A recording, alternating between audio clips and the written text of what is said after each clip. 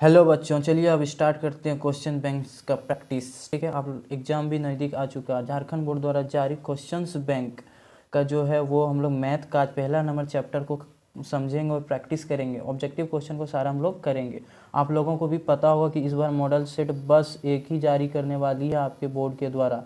हर year क्या करती थी, वो 5 मॉडल सेट जारी करती थी। इसलिए आपके लिए क्वेश्चंस बैंक कितनी इंपॉर्टेंट हो जाती है वो आप लोगों को अच्छी तरह से पता होगी। चलिए मैथ का आज हम लोग मैथ में जो पहला नंबर चैप्टर है उससे पूछे गए जितने सारे क्वेश्चन है उसको समझेंगे और बनाएंगे। ठीक है, देखिए आंसर यहाँ दिया हुआ है, लेकिन आपको समझ बनाने सीखना है, ये नहीं कि आंसर को रट लेना।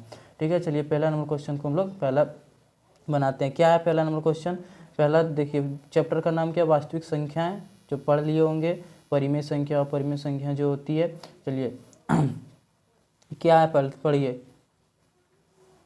140 का अभाज्य गुणनखंड के गुणनफलों के रूप में लिखा जा सकता है। सबसे पहले वाली बात यह है कि हमें अभाज्य गुणनखंड लिखना तो आनी चाहिए। तो देखिए किसी भी संख्या का अभाज्य गुणनखंड कैसे लिखते हैं। जैसे पहला नंबर क्वेश्चन इसका एलसीएम कर लेते हैं। किसका? तो ये हमारा हो गया सामने 140 का। जैसे ही किसी का भी अभाज्य गुणनखंड संख्या अभाज्य गुणनखंड के रूप में लिखने बोले तो उसका एलसीएम ले लेना है। तो इसको जिससे देंगे 2 से देंगे तो ये 70 आ जाएगा। फिर 2 से देंगे तो ये 35 आ जाएगा।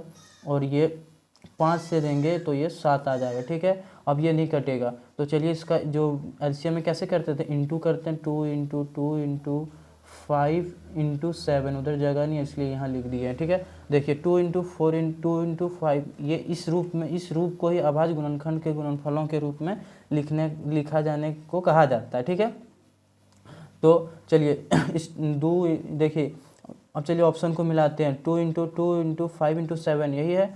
चलिए एक नंबर का आंसर हम लोग समझ गए कि अभाज्य गुणनखंड कैसे निकाला जा सकता है, देख लिए। चलिए दूसरा नंबर क्वेश्चन को हम लोग बनाएंगे। और क्या दूसरा नंबर क्वेश्चन को भी शायद यही बोला गया, 156 का अभाज्य गुणनखंड के रूप में लिखा जा सकता है। यानी 156 का अभाज्य गुणनखंड के रूप में कैसे लिखते हैं, चलिए इसको भी करते हैं। पहला नंबर जिस टाइप का क्वेश्चन जिस रूप में बनाए उसी रूप में इसको भी बनाएंगे। चलिए जैसे 156 है, यहाँ कर लेता है। 156 को 2 से जैसे ही डिवाइड करेंगे, एलसीएम लेंगे तो यहाँ 28 आ जाएगा। फिर 2 से यदि देते हैं तो ये 39 आ जाएगा। और 39 को अब 3 से यदि देते हैं तो 13 आ जाएगा।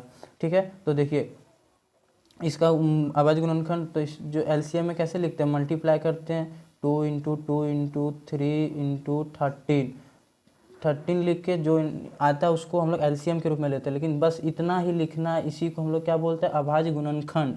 तो इस रूप का आंसर कौन सी है, चलिए मिला लेते हैं। तो देखिए ए नंबर ऑप्शन क्या है, 2 into 2 into 3 into 1, 2 into 2 into 5 into 5 इस क्वेश्चन में कहीं आपको दिख रहा नहीं, जो हम लोग निकाले इसमें 5 नहीं देखिए। लेकिन सी नंबर ऑप्शन देखिए, 2 इंटू 2 इंटू 3 इंटू 13, तो सी नंबर ऑप्शन जो हो जाएगा इसका सही हो जाएगा। ये 2 का सी। ठीक है, चलिए तीसरा नंबर क्वेश्चन को हम लोग बनाएंगे। तीसरा नंबर क्वेश्चन ज़्यादा इंपॉर्टेंट हो जाती है, क्योंकि आप देख सकते हैं किस टाइप का क्वेश्चन है। यहाँ बोला है कि यहाँ दिया हुआ है, यदि 156 का अभाज्य गुणनखंड 2 पे पावर x है इंटू 3 इंटू 3 इंटू 13 के रूप में हो तो x का मान ज्ञात कीजिए। जो 2 पे पावर ये है, 2 पे पावर x जो है उसी का मान बताना है। ठीक है, तो चलिए इसका मान हम लोग बताते हैं कैसे इसको निकालेंगे। इस टाइप का क्वेश्चन यदि पूछ दे तो हम लोग कैसे निकालेंगे। तो सबसे पहले क्या करेंगे, इधर 156 लिखेंगे।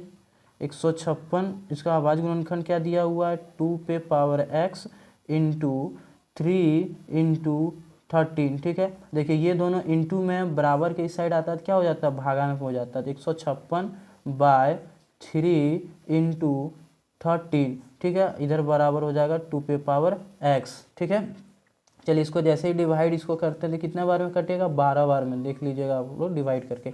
और जैसे इसको 12 से करेंगे, उस 12 को 3 से डिवाइड करेंगे तो ये 4 बार में हमारा ख़त्म हो जाएगा। तो देखिए 4 बराबर 2 पे पावर x। अब 4 किसका स्क्वायर होता है, 2 का स्क्वायर होता है, और 2 पे पावर x है। तो देखिए दोनों में नीचे सेम है, यहाँ 2 है। तो जब ये दोनों सेम है तो ऊपर वाला भी बराबर हो जाता है। तो x इक्वल टू कितना आया, x इक्वल टू मेरा 2 आया। x इक्वल टू कितना आया, मेरा 2 आया। तो देखिए इसी टाइप आपको बनाना है, जिस टाइप आपको बताएं। तो चलिए 2 पे पावर x तद यानी x equal x equal to 2 आया हमारा, तो ऑप्शन नंबर डी देख लीजिए, ऑप्शन नंबर डी। किस टाइप बनाए, गुणनफल दिया था, सिर्फ डिवाइड में लाएं और उसको जैसे आप 3 4 में बनाए होंगे उसी टाइप को इस टाइप बनाना। चलिए चौथा नंबर क्वेश्चन को पढ़िए। चौथा नंबर क्वेश्चन क्या है, यदि HCF 2 नंबर है, उसका HCF इतना दिया, वही नंबर का LCM निकालना हो तो क्या हो जाएगा। तो आप पढ़े होंगे दो संख्याओं का गुणनफल जो होता है, दो संख्याओं का गुणनफल, जैसे दो संख्याएं है यहाँ हमारा 510 गुना 92 और इधर जो LCM आता है हमारा HCF इंटू LCM जो आता है वो दोनों के बराबर होता है। तो यहाँ हमें दिया हुआ है कि HCF 2 दिया हुआ है, यानी HCF के जगह पे 2 है और LCM हमको निकालना है। तो चलिए LCM निकालना है, तो ये पूरा हटा लीजिए, इसको फार्मूला से बनाते हैं। जैसे यहाँ LCM सेम नंबर है, यहाँ भी देखिए और यहाँ भी। LCM बराबर मेरा क्या हो जाएगा, LCM बराबर हो जाएगा 510 गुना 92, जो नंबर दिया हो उसको ऊपर में बट्टा जो HCF यहाँ दिया हो तो HCF लिखेंगे। तो HCF का वैल्यू कितना दिया हुआ है 2, ठीक है 2 दिया हुआ। इसको जैसे डिवाइड करेंगे इससे तो कितना बार में जाएगा, ये हमारा चल जाएगा 255 बार में, ये कट जाएगा 255 बार में। 255 इंटू 92, 255 इंटू 92 आप कीजिएगा, आपका जो आंसर आएगा वही इसका LCM हो जाएगा। ठीक है, कैसे निकाले, तो LCM और बराबर जो दोनों नंबर का इंटू बटा जो भी HCF दिया था HCF लिखा है। यदि HCF पूछ दे तो LCM जो दिया हुआ रहेगा आंसर में उसे डिवाइड करेंगे और HCF आराम से हम लोग निकाल लेंगे। ठीक है, चलिए तो इसको इंटू अब कीजिएगा, जब इंटू कीजिएगा जैसे 255 गुना कितना था मेरा, 255 गुना 92 आप कीजिएगा तो इसका आंसर जो आएगा वो C नंबर ऑप्शन हो जाएगा। 4 का C इंटू जब कीजिएगा तो मिला लीजिएगा। ठीक है, इस टाइप का क्वेश्चन इम्पोर्टेंट, बहुत ज़्यादा इम्पोर्टेंट हो जाता है, क्योंकि वो थोड़ा सा देखता है कि आपको कैलकुलेशन आता है या नहीं, क्या हमने इसमें यूज किया, कुछ नहीं यूज किया। आपने चैप्टर 1 जब पढ़ा होगा तो यही पढ़े होंगे कि LCM एक फार्मूला, इसको लिख लीजिए। LCM किसी दो नंबर का LCM बराबर किसी दो नंबर का गुणनफल। जैसे मान लीजिए कोई नंबर A है और B है, ये दोनों नंबर है, इसका जो LCM और HCF बराबर का गुना कीजिएगा और दोनों उस नंबर को भी गुना कीजिएगा तो बराबर आ जाएगा। अब यदि हमसे LCM पूछता है तो ये डिवाइड में चल जाता है, HCF को नीचे और हमें HCF दे देगा वो क्वेश्चन में। ठीक है, और यदि वो HCF पूछता है तो LCM चल जाएगा और HCF पूछता है तो LCM डिवाइड में चल जाएगा। ठीक है, चलिए 5वां नंबर क्वेश्चन को बनाएंगे विथ एक्सप्लेनेशन के साथ। हम लोग हर एक क्वेश्चन को बना रहे थे, ये भी बनाएंगे। चलिए क्या है, देखिए धनात्मक संख्या कोई है जो 6Q + 5 का रूप का, तो यह संख्या निम्न में से क्या है। तो देखिए तो वो क्या बोला कि कौन सी संख्या है ये, तो सम संख्या, विषम संख्या, अपरिमेय संख्या या जीरो है। तो देखिए आप सिद्ध किए होंगे कि ये सम संख्या विषम संख्या के रूप में, तो जहाँ आपको ये अभाज्य संख्या दिख जाए, अभाज्य संख्या जो किसी से ना कटता हो, खुद और एक से कटता हो, तो देखिए ये लास्ट में एक फार्मूला पढ़े होंगे A=BQ एल्गोरिथम जो लगाते होंगे।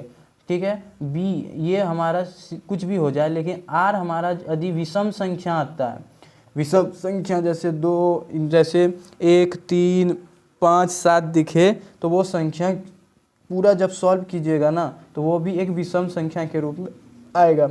और यदि यहाँ हमारे इस जैसे A=BQ + R के जगह पे यदि सम संख्या दिखे तो पूरा संख्या को आप सॉल्व करने के बाद भी वो कौन सी संख्या हो जाएगी, तो वो सम संख्या हो जाएगी। ये ध्यान रखिएगा, क्योंकि देखिए अब यहाँ क्या है कि विषम संख्या अभाज्य संख्या दिया हुआ है, क्योंकि 5 एक हमारा अभाज्य संख्या वो एक से और खुद से डिवाइड लगता है, ना कि किसी और संख्या से जो डिवाइड लगे उसे भाज्य संख्या कहते हैं। और जो अभाज्य संख्या को क्या बोलते हैं, जो वो एक से लगे और खुद से लगे उसे अभाज्य संख्या कहते हैं। ठीक है, चलिए 6 नंबर क्वेश्चन को हम लोग समझते हैं।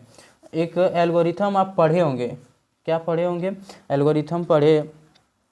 यूक्लिड विभाजन का एल्गोरिथम क्या होता है, यूक्लिड विभाजन का एल्गोरिथम A=BQ + R पढ़े होंगे। बस वही क्वेश्चन पूछा, दो धनात्मक पूर्णांक A और A तथा B दिए रहने पर अद्वितीय पूर्ण संख्याओं Q R का विद्यमान है, तो निम्न से कौन सा कथन सही है।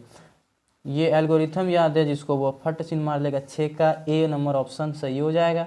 यूक्लिड विभाजन का एल्गोरिथम यहाँ फार्मूला ही पूछ लिया है। ठीक है, चलिए ए नंबर ऑप्शन सही हो जाएगा। 7वां का क्या पूछा है कि निम्न में से कौन सी संख्या अपरिमेय संख्या है।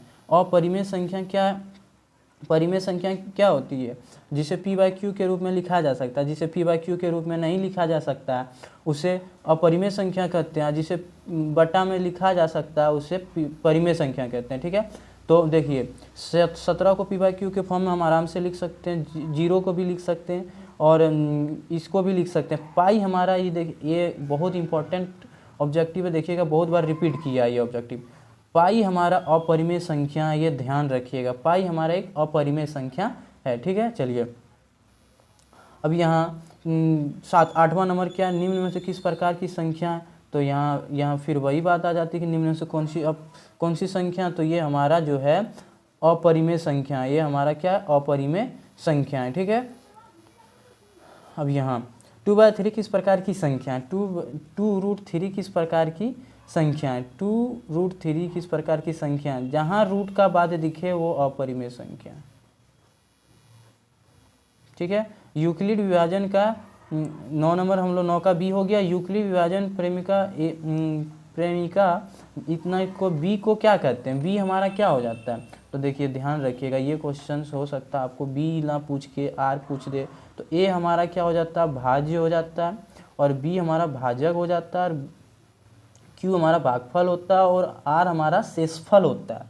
ठीक है, तो आर हमारा शेषफल है, रिमाइंडर, क्यू हमारा ये भागफल है, और बी हमारा भाजक है, ए हमारा भाज्य है जो किसी संख्या को भाग देते हैं। तो बी हमारा क्या हो जाता है? भाजक। ठीक है, पाई किस प्रकार की संख्या है? तो अभी हम लोग पढ़े हैं, पाई को नोट कर लीजिए। देखिए फिर क्वेश्चन पूछ दिया, पाई हमारा किस प्रकार की संख्या है? तो पाई हमेशा अपरिमेय संख्या है, ये ध्यान रखिएगा, जहाँ मिले पाई किस प्रकार की संख्या है तो पाई हमारा एक अपरिमेय संख्या है। ठीक है, चलिए 12 नंबर क्वेश्चन को भी करते हैं। 12 नंबर क्या? HCF LCM, जो अभी जस्ट आपको एक फार्मूला हमने बताई है। क्या है कि किसी संख्या का, जैसे ए और बी का जो भी सेम दो संख्या हो तो उसका एलसीएम क्या होता है? तो अभी हम लोग फार्मूला क्या पढ़े? तो दो संख्याओं का एलसीएम यानी सेम संख्या का एलसीएम और सेम संख्या का एचसीएफ जो इनटू बराबर जो होता है ए, जैसे एक ए और बी का एलसीएम ये हो गया, ए कोमा बी का एलसीएम हो गया, ये ए कोमा बी का एचसीएफ हो गया। जो भी एलसीएम और एचसीएफ आएगा वो दोनों संख्या का गुणनफल जो होगा वो बराबर हो जाएगा। तो यहाँ देखिए क्वेश्चंस में क्या बोला है कि एचसीएफ ए बी का, एलसीएम ए बी का, तो ए इंटू यहाँ क्या इस खाली जगह पे क्या भराएगा? तो देखिए दोनों संख्याओं का जो गुणनफल होता है, तो ए हमें दिया हुआ तो यहाँ बी न लिखाएगा, ना कि दूसरा संख्या कोई लिखा जाएगा। ठीक है, तो चलिए ये फार्मूला पे अब देख लीजिए, फार्मूला से भी क्वेश्चन पूछता है कैसे, तो देख लीजिए 12 का यहाँ बी होगा या ए बी होगा या ए होगा या बी ए होगा। तो ए हम यहाँ ए हमें लिख दिए, दो संख्याओं का गुणनफल होता है तो ए लिख चुके हैं, दूसरा ही संख्या गुना होगा ना, तो यहाँ बी नंबर ऑप्शन इसका, सॉरी ए आंसर बी होगा और आंसर जो है बी होगा और ऑप्शन ए होगा, आंसर बी होगा ऑप्शन ए होगा, ये थोड़ा सा ध्यान रखिएगा। चलिए इस चैप्टर को हम लोगों ने अच्छी तरह से कंप्लीट कर लिया। आप लोगों को यदि एक्सप्लेनेशन हमारी अच्छी लगती है तो हमारी वीडियो को अपने दोस्तों को भी शेयर करो यार। एग्ज़ाम नज़दीक आ चुका है, मॉडल सेट जो है एक ही जारी होने वाली है इस बार, तो क्वेश्चंस बैंक कितना इंपॉर्टेंट हो जाएगा आप लोगों के लिए ये तो आप लोगों को अच्छी तरह से पता होगी तब।